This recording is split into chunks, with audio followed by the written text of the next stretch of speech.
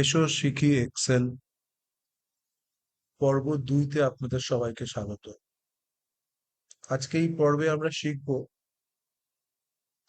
কি করে ডলার সাইনের জায়গায় আমরা ইন্ডিয়ান রুপি সিম্বল নিয়ে আসতে পারি। এখানে আপনি দেখছেন এই অ্যানুয়াল স্যালারিটা ডলার সাইন দিয়ে রিপ্রেজেন্ট করা আছে।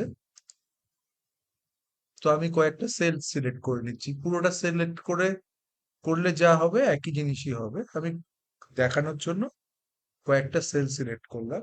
এবার এর উপর রাইট বাটন মারবো, যাব ফরম্যাট সেলস, গিয়ে এখানে দেখবেন কারেন্সি আছে।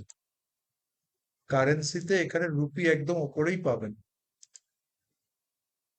ওকে করে দেবেন। দেখুন সিম্বল চেঞ্জ হয়ে গেছে। যদি আপনারা চান যে কোনো সিম্বলই রাখবেন না, তাহলে ফরম্যাট সেলসে যাবেন, গিয়ে সিম্বলটা নান করে দেবেন। তাহলে কোনো সেলই কোনো সিম্বল আর রইল না।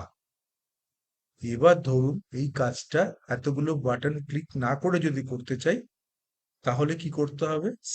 সেলগুলো সিলেক্ট করে Ctrl+Shift+4, বুঝতে পেরেছেন? Ctrl+Shift+4 ক্লিক করলেই কাজটা হয়ে যাবে। আজকের এই ভিডিওটা এই অবধি। যদি ভালো লাগে লাইক, সাবস্ক্রাইব আর নোটিফিকেশনের ঘন্টাটা টং টং করে বাজিয়ে দেবেন। নমস্কার। আসুন।